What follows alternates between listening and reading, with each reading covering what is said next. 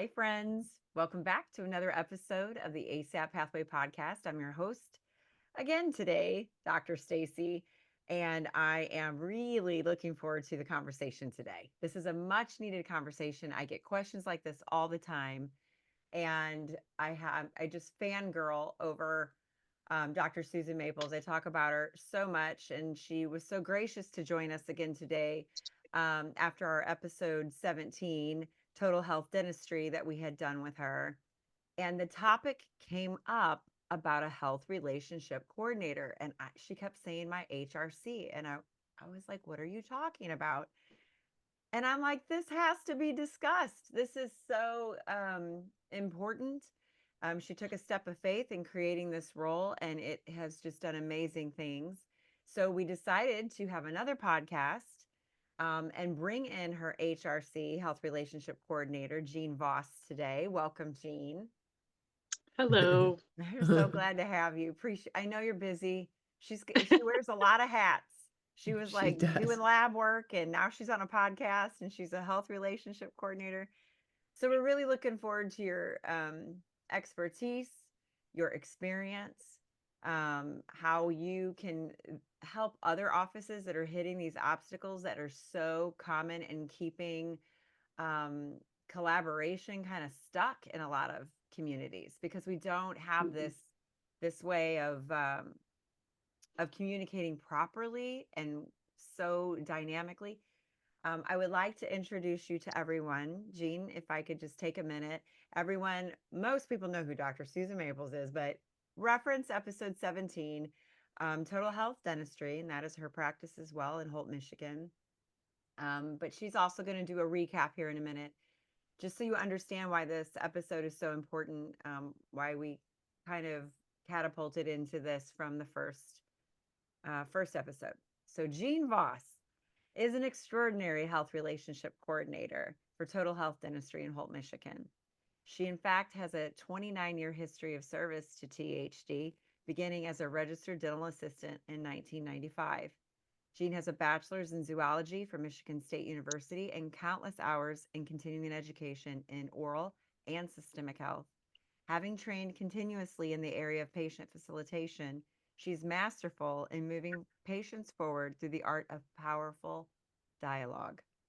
One of her HRC roles is the new patient intake, both on the first phone contact and walking the patient start to finish through the new patient experience.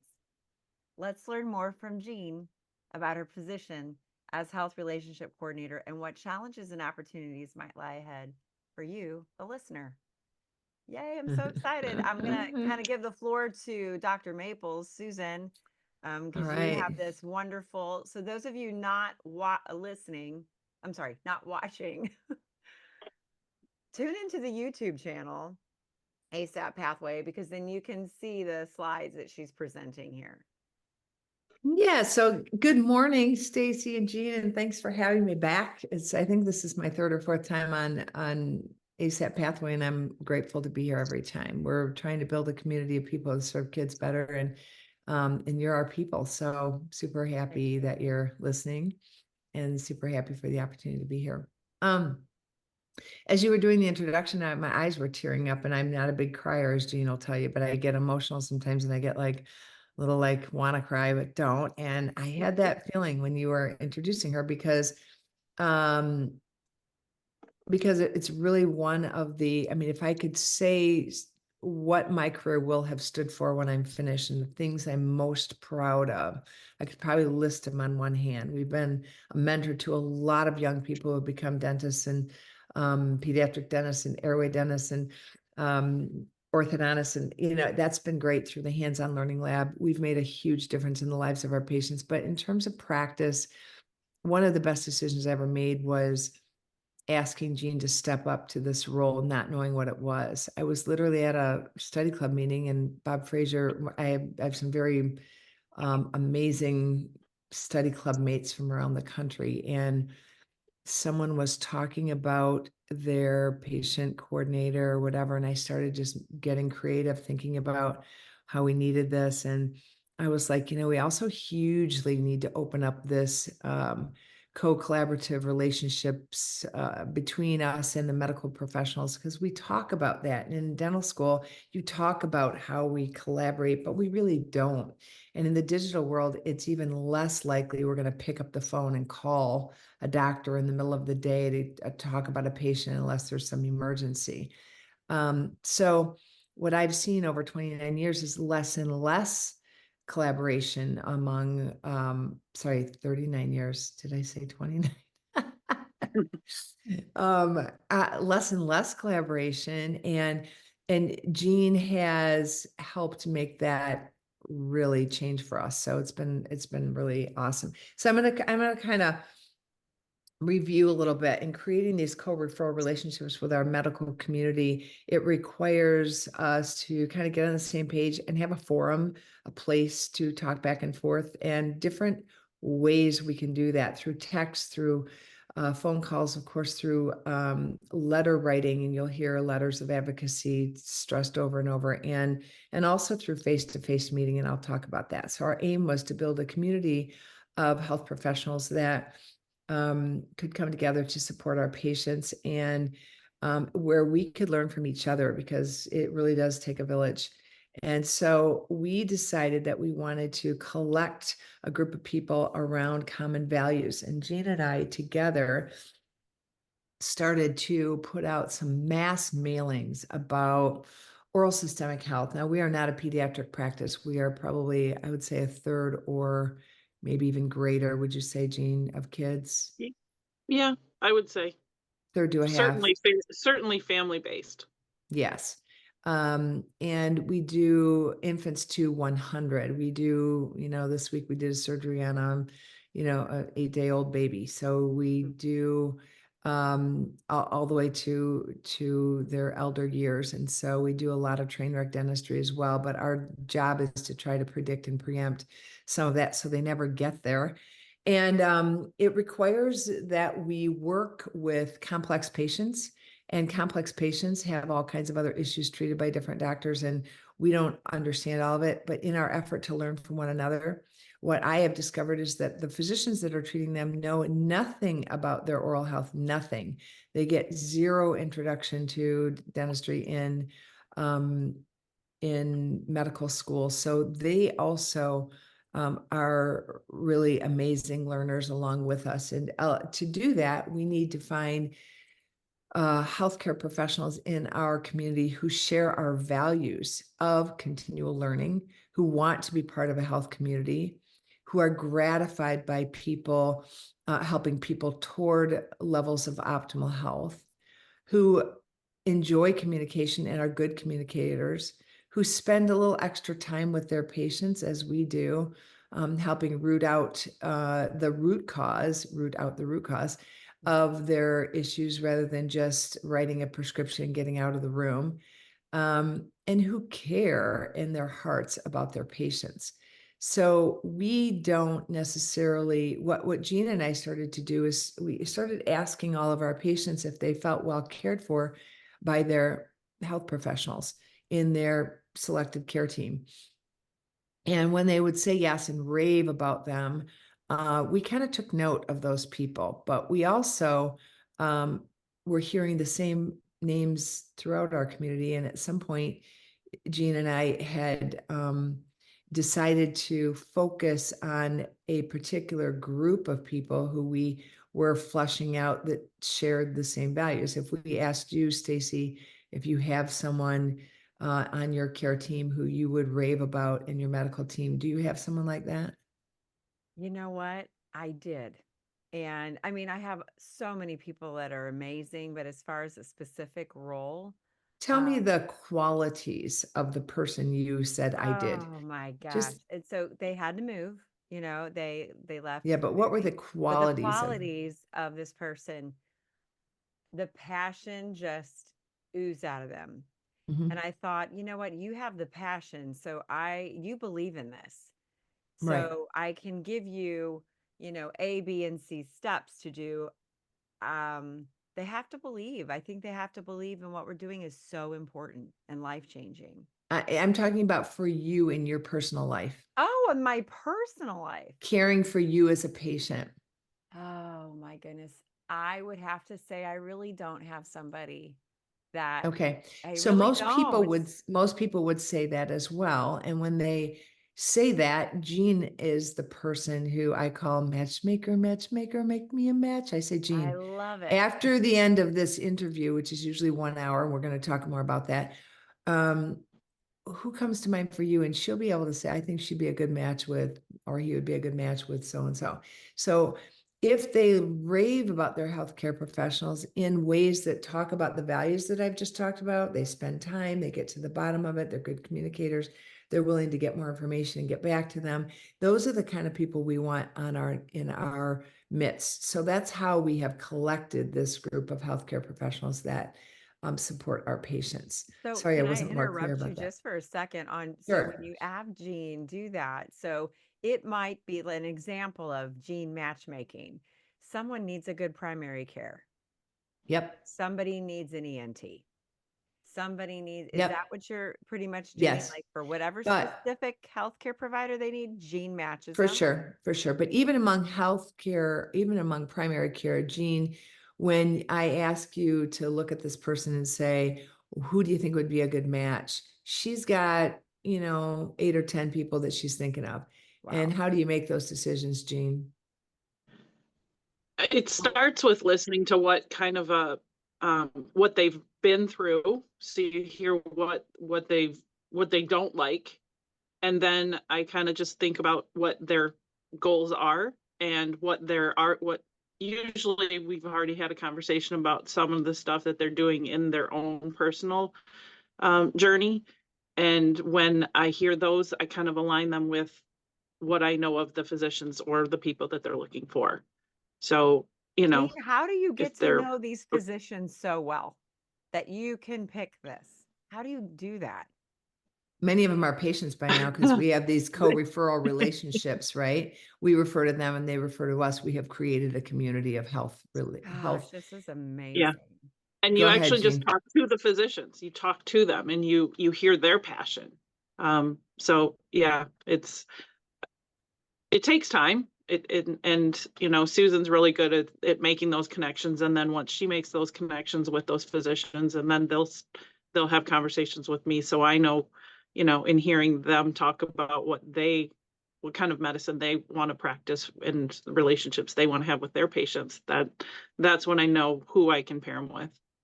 And I want you all to hear on this phone that in dentistry, we have very typically been intimidated to talk with physicians because we're just the dentists. And back in my day, it was like the physicians held themselves above. I do not believe that the people who we share values with hold themselves above us. And you're talking to Jean, who's not the doctor, who is very Nope. well respected by these people. And I will also tell you that the best of the physicians in our community aren't taking new patients, but they'll take ours Yeah. because of this shared relationship. Mm, So a reference from Jean means a lot to them. A it's referral from Jean amazing. means a lot to them. Anyway, Yeah, we're we getting have to text stuck. them. Yeah, Okay, we I'm text them sorry. and I say didn't mean to like no, jump we in text there. them and say, we're sending you a new patient. So put the word out to your business team that they're going to be calling you and that you can, accept them. So we kind of get them in with the best because the best of the professional health professionals in our community are booked, and I'm sure in yours. Yes, yes. So let me keep going because we're going to want to pick Jean's brain a lot more, but let me Yep. just run through this. I'm only talking about children this morning. So I put a list of people, or I'd say individuals, and you only need one of each that you would be able to reach out to answer questions. Now, I can't tell you that we have a personal relationship with every one of the people on here, but let me think, is that true? I think we do. We have maybe not an allergist. We don't have a personal relationship with an allergist, but with a myofunctional therapist, with a pediatric ENT, an allergist, a pediatric and general dentist, astute in airway, dental hygienist, astute in airway, orthodontist, astute in airway, and pediatricians, a pediatrician. Again, I put pediatricians, but really just one. You just need one who can be your go-to to reach out to ask a question that will get back to you on a text message, who knows us and is willing to see our patients, our difficult patients. Lactation consultant, IBCLC, obstetrician. I didn't put midwife or doula on here, but we definitely have that as well. Pediatric cranial osteopathic physician, and speech therapist. And Jean, when I go through here, you're picturing names and faces, right? Because you know these people. If I say pediatric cranial osteopathic physician, you're thinking Grimshaw. If I say, you're thinking Rachel Christensen for a pediatrician. Like, we have people who share our values, who will be happy to help us solve problems, even chairside. So moving forward, the strategies for success have been, we use a lot of letter writing, and the letter writing falls primarily on Jean's desk, and it's from both doctors, Tracy and I, and it's from our hygienists. So we don't have a strong relationship with that physician. Especially, we're writing a detailed letter about what it is we're treating. This does a few things. One, it advocates for the patient to get them a little more time. I think most of you are aware that we only get an average of 7 minutes face-to-face per doctor visit in our country. So when they get an interesting letter and they have to read it, it's a medical legal responsibility. They spend a little more time with our patients, and they're a little more accountable. We also let them know what we're doing in our office, which is fairly sophisticated in the health realm.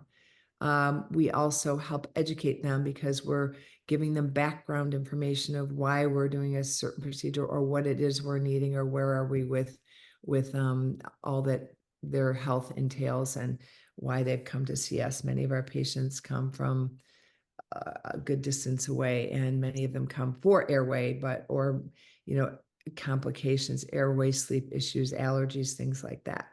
So let me keep going. And I think it's never a never-ending challenge to learn to speak each other's language. I just got back from a trip in Italy, and embarrassingly enough, I know no Italian, and I'm relying on them to speak my language, and it feels really unfair. So the idea that if I were to be going to Italy a lot, I'd want to be learning Italian so I could hold up my end. I'm never going to be speaking fluent Italian, but I need to be able to speak a little bit of the ENT's language. I need to be able to speak a little bit of the allergist language. I need to know what their language is. And to patients, we need to speak in plain language with analogies that work for them. So I think the communication barrier is a responsibility for Jean and I to continually bust, and to continually challenge ourselves to understand, what did they just say, and how can I, in my letter writing, speak their language as well as introduce them to mine. And I think that's been a big barrier in medicine, is the language we speak. About, I don't even know how many years ago, 12 or 15 years ago, I started a wellness and prevention study club. With the exception of COVID shutdown, where we met virtually, this group has met on an average of, average of probably every other month. It intends to be every month, but we've often taken summers off, or a couple of months off for Christmas. But we typically meet monthly, and it's a group of about 30 deep. My dining room only holds 11, so it's whatever 11 sign up first. So it's not the same group each time, but it is an integrated think tank with the central focus of wellness and prevention. And those doctors that are sitting at this table, Jean knows each and every one of these people. We've built referral slips for them. Many of them are patients. You look at Dave Posset, Alicia Williams, the preventive cardiologist, Hershey, like Grimshaw. These people are all refers to us. Our sleep doctor, Dr. Gero, reads our sleep reports. He meets with Jean. We'll talk about that. They're in that study club. And so we come together face to face, and we read books together, and we grapple with individual physiologic. We did a whole year on heart, a whole year on breath, a whole year. We've done lots of things. And we also deal with other issues. We do community events. We just did one called Healing the Healer, where we spoke to 100 health professionals in our area and gave a presentation among us. We were the presenters on what we can do to heal ourselves as healthcare professionals, but we've done lots and lots of different events for the community. We also do focus groups. This is separate from the Wellness and Prevention Study Club. In our office, we do focus groups. This happens to be a focus group with just lactation consultants. So again, learning to speak their language and learning to teach them how to do an oral exam from a dental perspective is important, that we're face-to-face for things like that. So that's what you're seeing here is me teaching them, but we often have like a dinner and a social time to ask questions. We read books together. These are some of the books we've read together as a Wellness and Prevention Study Club. My book, Brave Parent, covers lots and lots on sleep and airway, but also many other aspects of health. We have looked at other books that are just on pediatric health, like Sleep Wrecked Kids. We all read Breath, which is James Nestor's. Many of you have read a lot of these. And this is an example of a community event we did from the Wellness and Prevention Study Club, just to health professionals, just about pediatric airway. It was called Breathe Well, Little One. And there's a video that kind of encapsulates that I've showed at many, so some of you have seen it if you've ever heard me speak. But without further ado, I want to talk about the team empowerment, our team at Total Health Dentistry, our empowerment and engagement. And that really includes the role of this health relationship coordinator, Jean's role. Some of the things that she does for our practice is she is the receiver of the new patient phone contact. When they call the front, someone on the business team might say, we'd like to talk for a few minutes to see if we're a good fit for each other. Our health relationship coordinator is free right now or not free. Jean will get buzzed. Can you take a new patient phone call? She'll either say, I can't right now. Then they'll say, I would love for her to call you back. Is there a better time? So she'll take about a 20-minute new patient intake to gauge whether we're a good fit for each other before we invest in a 2-hour-long new patient examination. That's for adults, by the way. For children, we typically do the new patient airway exams in my schedule starting at about 40 minutes, sometimes an hour, depends. And yesterday we had 2 kids, siblings, and so we had about an hour and 20 minutes between them. And so anyway, Jean takes most of these new patient phone calls. She does the preclinical interview when they come in. She co-leads that with the doctor in the preclinical interview. And then she also helps take records and then does financial options and presents treatment. So like a treatment coordinator, if you have one of those. She will also is able to reschedule for the next steps if she's free to do that, or she'll do a handoff with the business team to do that. And then she does clinical record documentation, very detailed. She'll draft letters of advocacy to the medical community based on my recommendation of who I would like to get a letter about this. And it can be a letter on all kinds of things. Could be on the adult patient's periodontal disease and goes to or could be on the reason that we're not recommending antibiotics for their knee replacement, which was, in the past or whatever. She can write a number of letters. She keeps a database of letters, and she kind of, she can talk about how she does it. She generates referrals to the medical community, and she gives the patient the referral slip, and then often is the liaison between them and the other office. She can call the office, text the physician, as she mentioned. She does, financial options and treatment presentation, sometimes after a hygiene visit for major work. She, again, writes letters to the medical community. We talked about that right from the hygienist. So the hygienist will give her notes on salivary diagnostics or where they are, what they want communicated.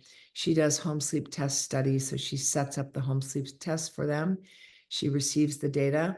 She does a meeting with our she's right there meeting with our other sleep doctor, Dr. Young, and there's a picture of her there. And she then does the co-diagnosis presentation with the patient. She helps manage referrals for mask fitting, for CPAPs.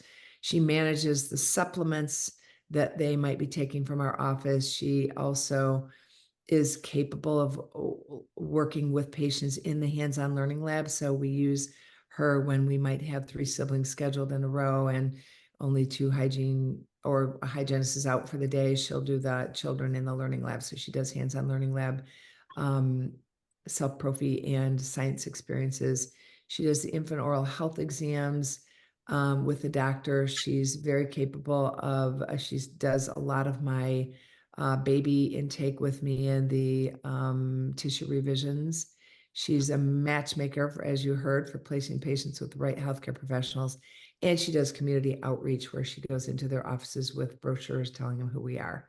So without further ado, I'm going to turn it over and we can ask Jean some questions and I'll let her do the majority of the rest of this podcast. If you have any questions, you can reach out to me on my cell, 517-819-6330 with a question on text, or Susan at drsusanmaples.com. So I'm going to unshare my screen and go stop sharing and go back to the 3 of us. And So, we're back. Jean, a little bit about what you like and don't like about your position, since you're pulled in a lot of directions. Well, I have a feeling too, Jean, this is going to be shared with a lot of teams, this episode. So, I mean, I'm sure a lot of people that might potentially want a position like you have want to hear what you have to say as well. Very, I think there's a lot of people that would find such fulfillment in what you're doing every day. If you've ever seen It's Star Wars, I call her my Yoda. Everybody calls her Yoda. Yoda, I love it. Yoda. Uh-huh. it's an interesting position, and it's funny because when people say, "What do you do?" and I laugh. Well, when you list it out, it's a very difficult position to describe, and it was fun to create it with Susan and our team. Like you say, not without challenges. I was chairside assistant for 17 years, and part of what I love is just the relationship you build with the existing patients that you have. And then when we started creating this position, I was pulled away from the chairside aspect of my career, and that was really hard. And then just kind of thrown into something unknown was a challenge for sure. I excelled in this position mostly because my memory. I have an uncanny ability for remembering the oddest things about patients, and that really resonated with our patients, and they really liked the fact that I could remember certain things about vacations, or those are the relationships we establish with our existing patients. Every clinician does. You remember their spouses and their kids and their vacations, and I just had that ability to pick people out or remember certain things about them. And so Susan said, "You're the perfect one for this." And I said, "Oh, okay, sure, let's try it." And the first, I think, hardest part for me was to let go of the patient care all the time. So I think what we're into this position like 12 years now. I'm still walking into the operatories to touch base with the patients that I miss and, say hi and see how things are going. So that's one of the biggest obstacles for me personally. Professionally, it was a hard place to start because the team didn't really know what I did on a daily basis. And so We I didn't didn't really either. have a lot of Yeah, I was support. going to say, I think anybody did in the Right. beginning, right? I literally called her from the study it was club a and big said, I want to unknown. create this position and I don't know what it looks like, but we'll co-discover. Can I just stop for a second? Because there's a lot of people listening, a lot of doctors are listening that want to create this role. And they're sitting there, Susan, and this is where I got confused earlier. I was thinking about the traits of the person I would pick for that role. What was it, other than this attention to detail, to really connect with patients? I mean, or with people? She's a connector. Right. We do annually some work in facilitation. We work with Terry Goss and Janice Duprate, and they're amazing facilitator coaches, and they do phone coaching as well. But we meet with them at least once a year for a retreat. And Jean was, I don't know, predisposed to. She just had a knack for this, what we call facilitation.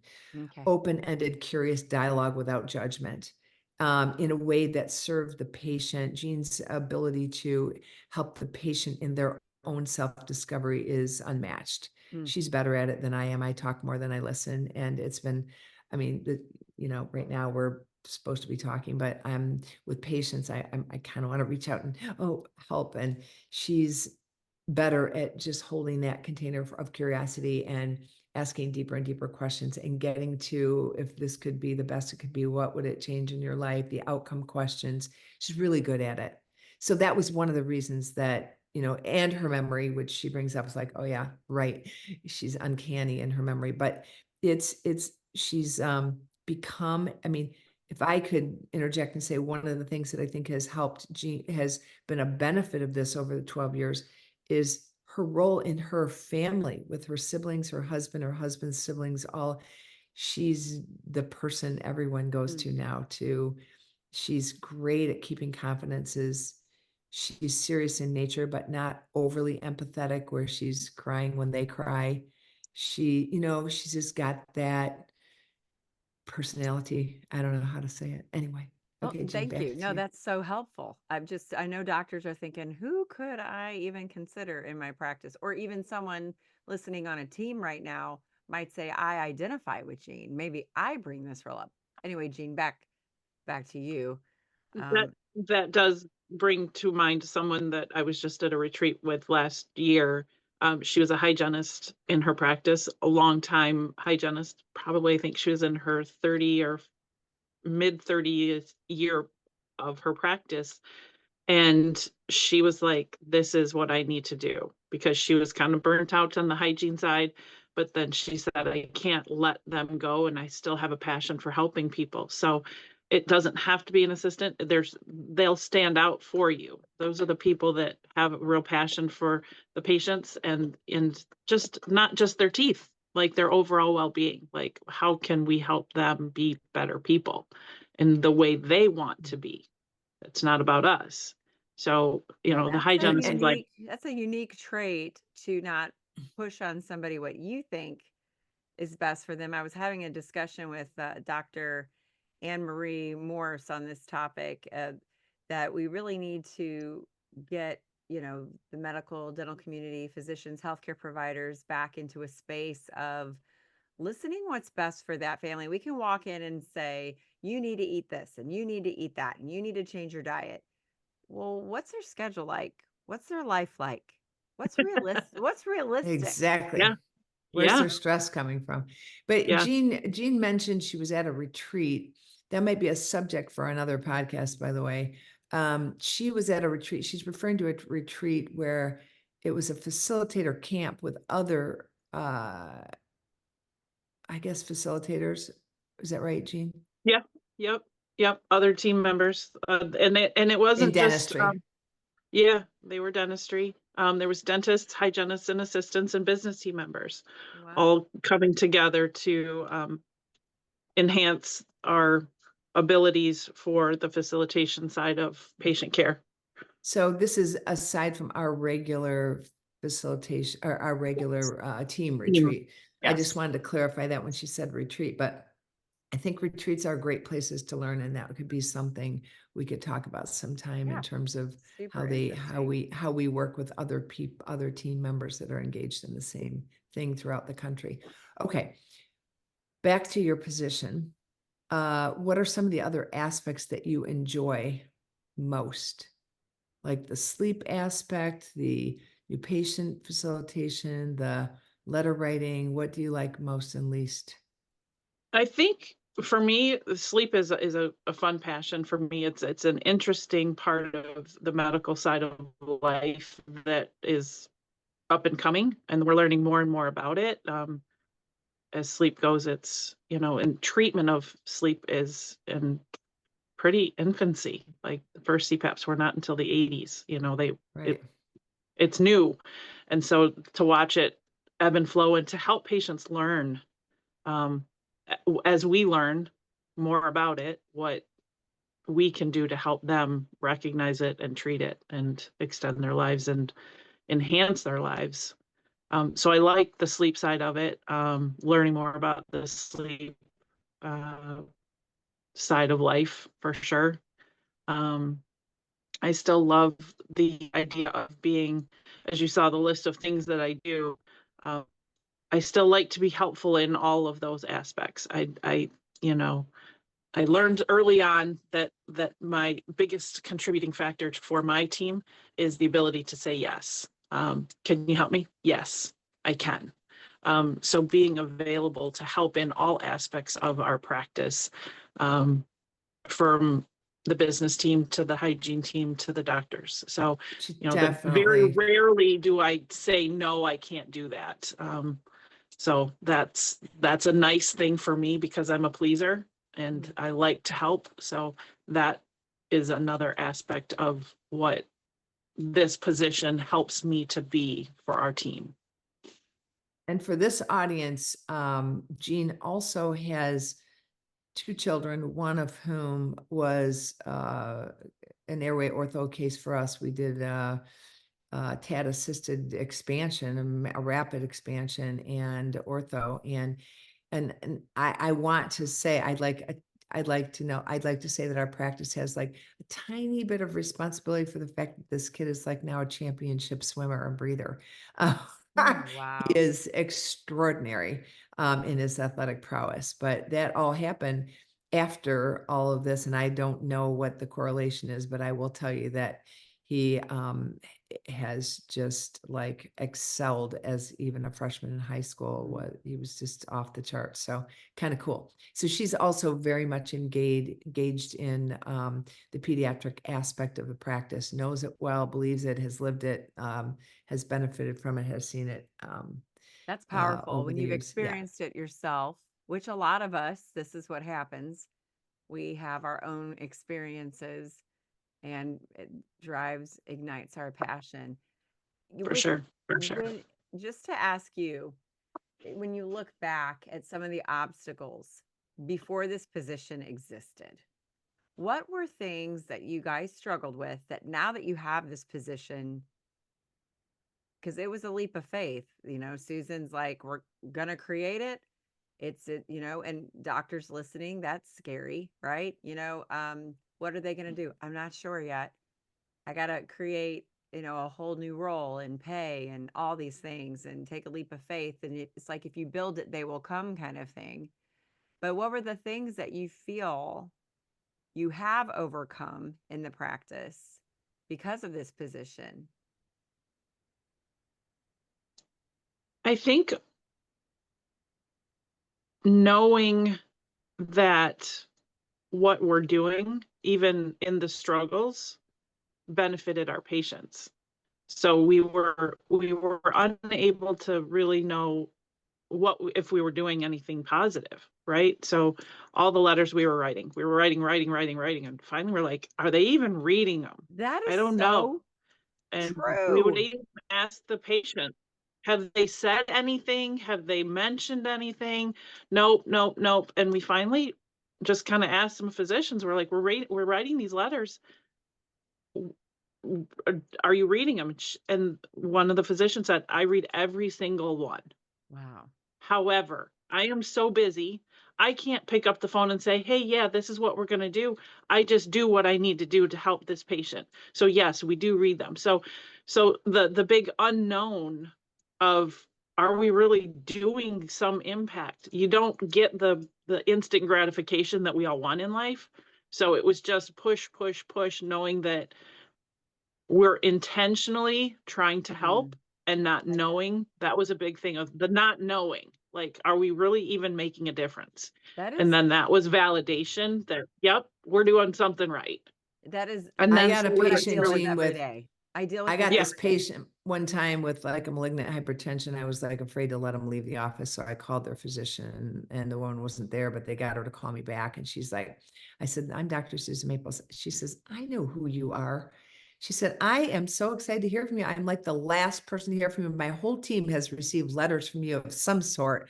And it was like really funny that like my reputation preceded me. And she's like, I'm just curious what you're calling about. Like it was That so is funny. Like, excellent. I you love never it. know. It's a big echo chamber Yeah. out there. You Yep. don't. You And just, I think that goes both ways too. And so I would think, because I think some physicians are afraid, some of the reasons they have expressed over the years that I've heard that physicians do not step out of the paradigm and refer to a dentist is they're afraid of the abyss of the unknown. They're afraid that they're going to send the patient, ball will be dropped. Yep. They don't know what happens, no continuity of care, no communication. So I would think your role is even giving um, the medical community some peace of mind that everything is being taken care of, handled. You're the point person Mhm. Mhm. to get those questions answered. If they have any concerns whatsoever about the patient, they're referring to you guys too. Well, and half of our new patients right now are coming from the medical community. And Jean does the new patient report at our team meetings, so she can verify that. But I will say that it's a lot because of her position, a lot because of the Wellness and Prevention Study Club, a lot because of her position, a lot because what she's doing by writing those letters is also marketing the practice. She's telling them what we're up to. We care enough to do this and write about it. That's a big deal. It is a big deal. We just had somebody on in one of our ASAP webinars for the month of September, and he made a statement because Dr. Weddle, Michelle Weddle, one of the ASAP founders, she is really big on hospital collaboration and working with physicians. She loves it. She's into it. And he made a comment, like they don't collaborate. Physicians don't want to collaborate. They don't collaborate. I've been doing this so long, they don't collaborate. And maybe that's just because we haven't found the right physicians. Maybe it's because of our communication. Maybe it's because it's so to make a blanket statement like they don't collaborate. I don't know. I think we got to dig in. Ask your patients if they have any people on their team who they feel are amazing communicators, and go for those people. We Excellent. I think that, cultivated these. yeah, Cultivate. I think Yeah. that's the kicker. There are physicians who don't want to collaborate. There are physicians who just want to do what they learned in school and not do Stay in anything their more. lane. Yeah. There are 100. definitely ones who don't want to be told they're not doing the right thing. There are definitely those ones that don't want to have a deeper relationship with their patients. I remember talking with a hospitalist. I had never even heard of that specialty in medicine. And I said, hospitalist, what's that? And he said, oh, I just work in the hospital. I'm employed by the hospital. I don't have an office. I don't have patient care. I just see the patients in the hospital. And I said, that's interesting. How did you decide that? And he said, well, I don't want an office. I don't want to have relationships with the patient. I just want to see them when they're in the hospital and send them off. So, Oh, okay. oh, okay. Okay, Everybody's so got a there gift. are physicians like that. I know. There absolutely are. Yeah. And you just know that those are the ones that aren't the ones that you're going to reach out and connect your patients with. And that's, 100%. And this is Yeah. where And that's okay, yeah. because And there is a over the place for those years, people. what I love is over the years, so many of our patients are seeing the same physicians that we're referring to in a network. And by the way, they're Jean's physician. She has a different physician from me, but they're both in our network, in our study club. So we're getting care from the same people, and they're patients of ours as well. So it's pretty impressive to see this community come about, not without some effort, clearly. Right. Right. You just put a toe in the water and you start putting a foot in the water, and then you start wading, and pretty much you're up to your neck in it, and it's wonderful. Okay, perfect. Because I just, I believe there are, healthcare providers out there looking for us. They don't know how to find us. So That's it's, true too.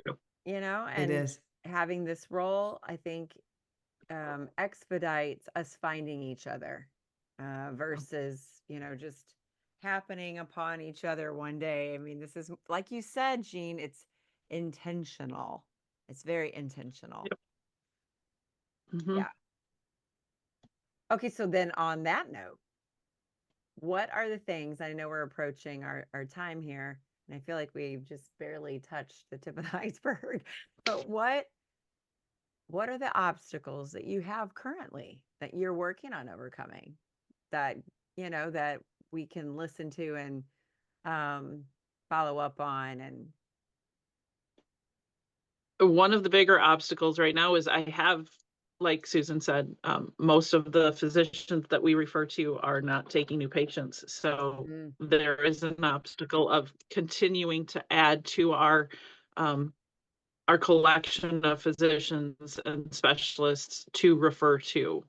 They're retiring, they are full, they're moving. So that's a continual frustration for us, is to keep adding to the specialist list of people I can refer patients to. So that's tough. What else? on that Time. note, I'm sorry, before you go to time, because there's only one Jean.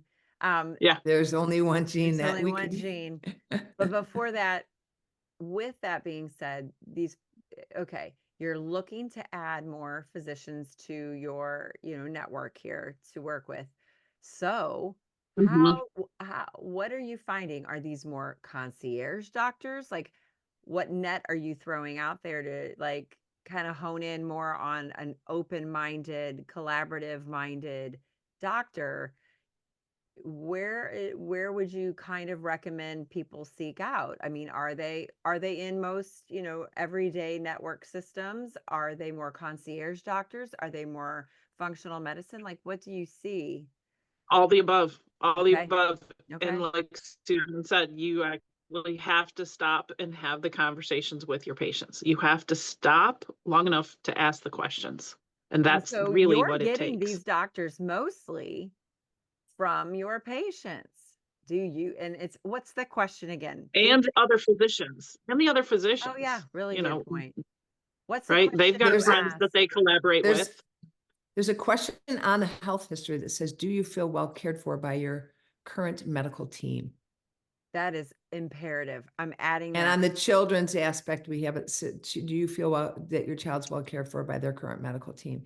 That gets at the yes or no. If they write yes, we say, what do you like about it? And then we can figure out who they are and we can investigate that further. I usually write a handwritten note to that doctor, and I'll say to Jean, I want to write them a note right there. And Jean will to put a note down, and then she will address a handwritten note for me or give me the sticky note to write it. And I'll say, we just saw your patient so-and-so, they were raving about you and said you and named the qualities that they liked about them. You are just the kind of person we would like to refer to. We're wondering if you're taking new patients. Also, I would love to invite you to our Wellness and Prevention Study Club if you're interested. And then Jean will generally follow up because they won't write back usually.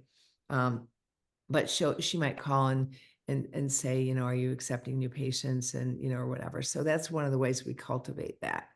I usually leave my cell phone number right on it. It's a handwritten note. I want to say another thing about, you asked what challenges she had. What challenges I foresee in other people wanting to have this position is space to think and write and be. And she is sitting in her office right now. She happens to be at work this morning.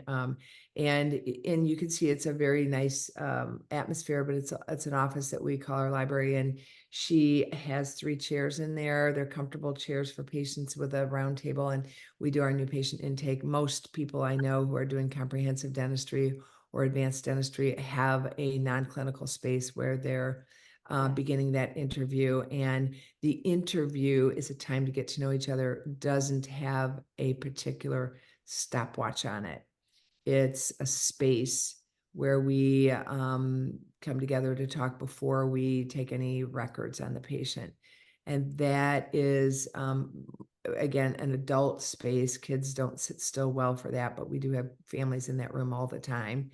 And we have some toys and stuff that kids can keep busy while the parents are talking. But we also have a situation where Jean is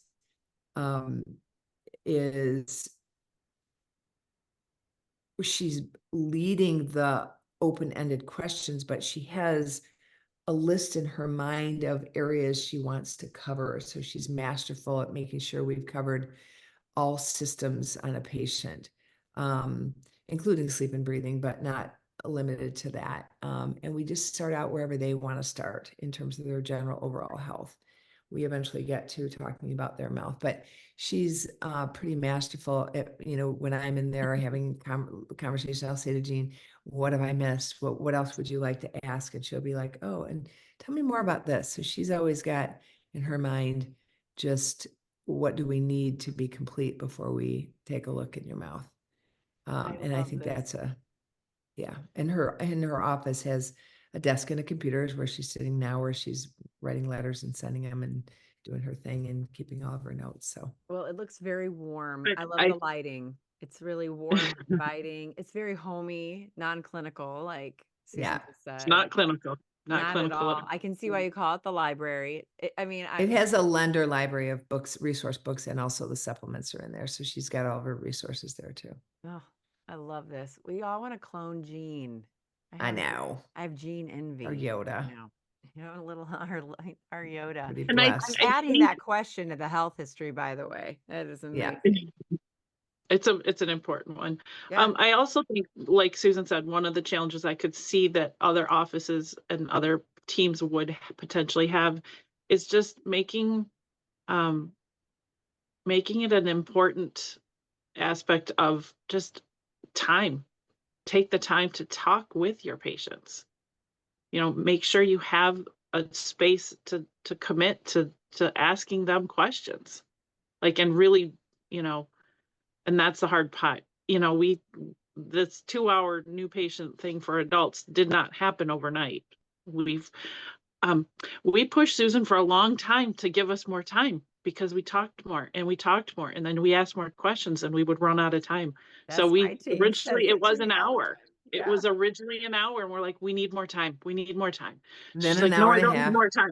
Trust me, you need more time. So That has been many, many years ago, though. it's been years in the making. And now we do it on its own day.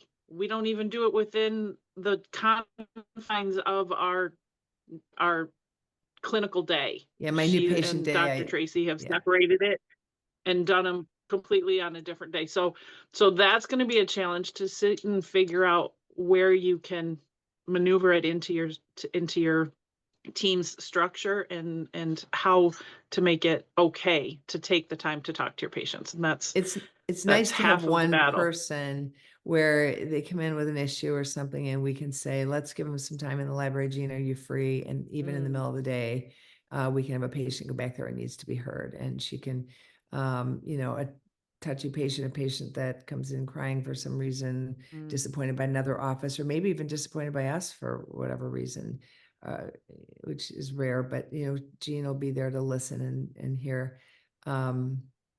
Golly, this is so amazing. Like even what you just said, like I was thinking I had a patient that came in I had a new patient that came in, she was crying, just anxiety with dentistry in general. And she said, it's getting worse the older I get. And I hear that all the time. And, just taking the time with the patient, but to have that non-clinical area to let's just talk about this. Let's connect about this and hear what they have to say.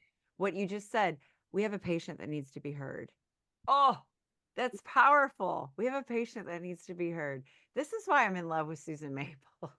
Oh, stop. When she talks, I'm just like, there is something that is so missing just in our society, even in general. People are missing connection.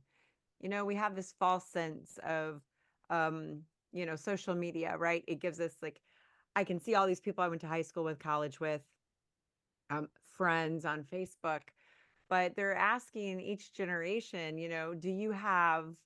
how many friends do you have in your life that you feel would actually listen to you? How many friends do you have in your life that you feel you could actually go to with your deepest concern or secret?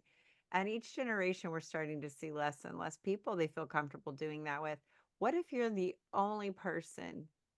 What if this dental practice is the only person that listens? I know. I feel that way too. And in healthcare, they don't. No. And I will say that Jean gets to experience that too. Jean, what's it like for you when you see your physician, Sarah? Oh, it's life-changing.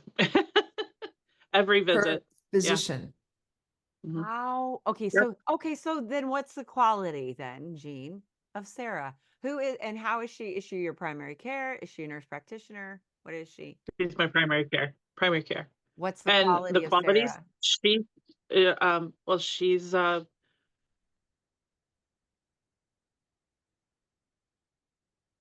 she asks the questions and she listens. She asks the questions and listens and doesn't try to solve it for me. Hmm. She listens to me and lets me think through it. So she doesn't solve my problems for me. She gives me some things to think about, but ultimately she gives me the space to be who I am and then make the choices for myself. And she takes the time. I'm not rushed. I'm not pushed through. I'm available to text her, which I did this morning. So she's available personally and will literally sits down and says, "How are you?" And it's not about my numbers. It's not about looking at my blood pressure. It's not looking at my, my weight. It's how are you? How are This is what you, we did last time. Jean, Her, as a yeah, her person? notes, the way Yes. she talks, the way she cares. Obviously we How use about you as a person? we use notes to remind ourselves, okay, this is what we talked about last time. Tell me how things have done or changed, or what have you done or changed. So it's a continual relationship that she builds We on. need to have Sarah, Dr. Sarah, on here to She's understand. awesome. Like, She's She's where amazing. did awesome. you go to med school? She's How did you learn this? healing the healer is part of her. She was probably the most dynamic speaker we had at our conference, but Oh, well, I might She's get her an she's, info amazing from human. you. yeah, for Yeah, sure. yeah, For An amazing sure. human. amazing. I'd love to be part of that podcast and just Yes, introduce her and yes. be Let's curious. do it. I will say, Jean, also, I think that having Sarah model that, it's really what Jean is to our patients as well. And they could be saying the same thing about her. It And spurs you you as on well. to. And you as well. I think we kind of team up really well. And some of the times I can't tell you how many times I have heard from our patients. I've never had somebody care enough to ask the questions that you guys ask. I've never had that kind of a conversation with anybody. Right. And There you you know go, what? with anybody. It's just and the conversation isn't about us. It's not about our team. It's about that patient. They don't get the chance to talk about themselves. When you ask them questions, how many times we've said, well, I've never really thought about that. You ask them a question of what have you done this, or how have you imagined it to be different? They can't come up with it because they've never actually stopped to think about themselves. And you know So what? They're seen. And people just want to be seen. But imagine if they could describe a more optimal outcome and they could see it. Imagine what happens to your case acceptance as well. I hate to bring that up, but right now, It's the but truth. it's a tender thing. But when people can see that you care about them, their outcomes will be better and they're invested and you're invested. And it really starts an entire journey. Yeah. Just giving them the space to be heard and So in addition, and I be keep cared saying I'm going to wrap it up, but I got another question. So in addition to we do this. In addition to know. the question, do you feel well cared for by your medical team? What are some questions that patients comment that say, no one's ever asked me that before? You're the first person to ever ask me that before. So what are some of the questions that we Yeah, what are ask the things that that really foster take that patients response? back? Like, wow. We sort of stay in the question, which we learned from Mary Osborne, and that would be, what are the questions related to what's going on for you? For instance, I can say, tell me about your general overall health, or Jean could say that, and they'll start with something, and we'll continue to ask more questions. We don't just check. It's not like a health history. It's a yes, no. Got it. So they're open-ended questions. That's hard to get out of the yes, no question. And we're yes, no people.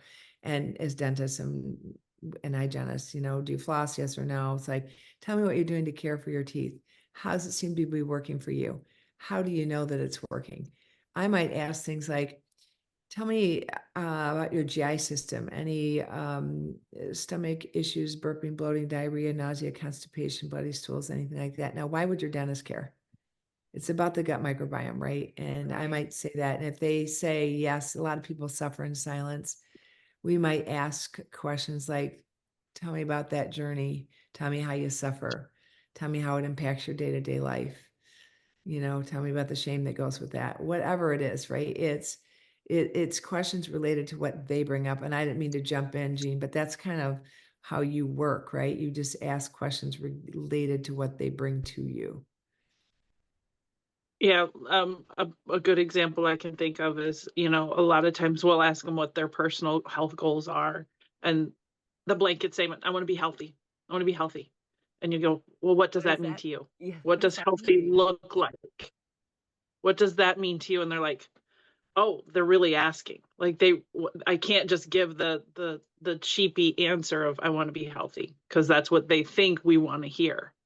Or I And want to it's lose not weight, about they what we might want to say. hear. It's about, yeah, it's just what does that mean to you? And then when you make them think more about it, they actually get more introspective.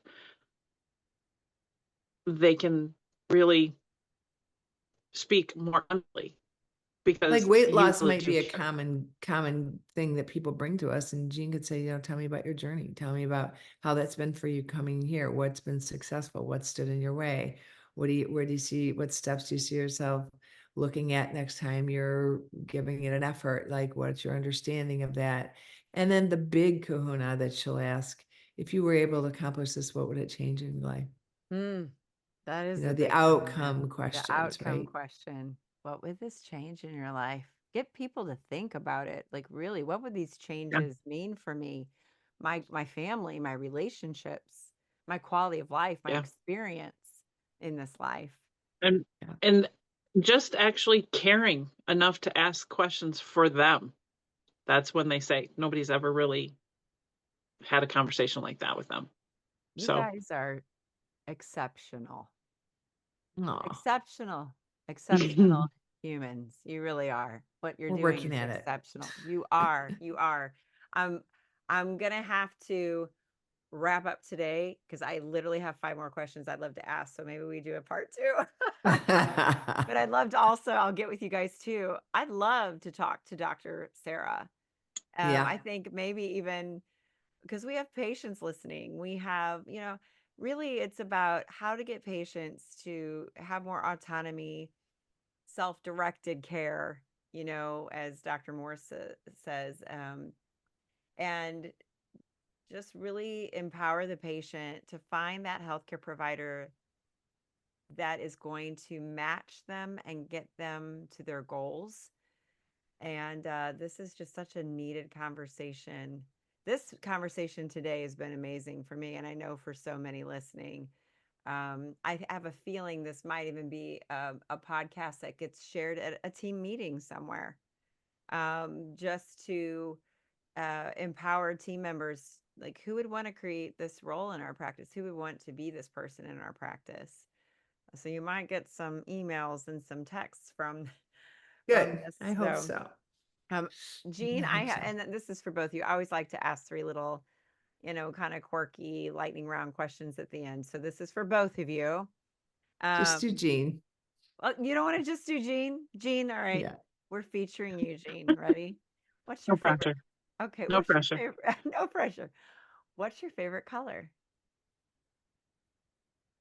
My favorite color is probably purple. Purple. That's the color of royalty It is. by I Yoda. literally was going to say the color of royalty. What was your favorite game to play when you were younger?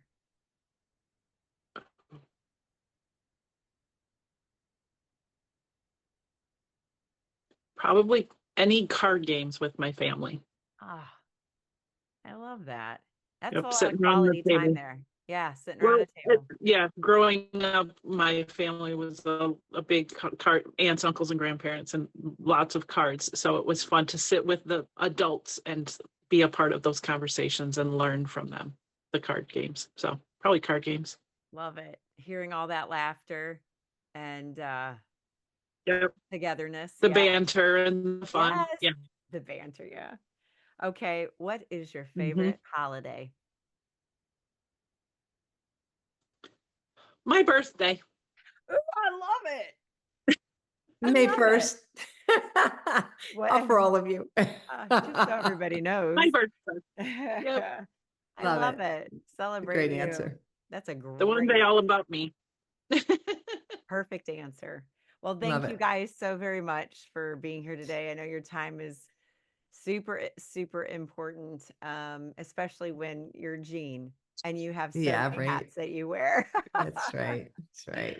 Well, thanks everybody Yeah. for joining us. If you would Thank like you. more information on ASAP, we have a free newsletter you can sign up for. Just look for it in the link. We'll have the total health dentistry, how you can reach out to Dr. Maples and Jean in the podcast link as well. They're amazing, exceptional people, and we're just honored to have you. Thanks again.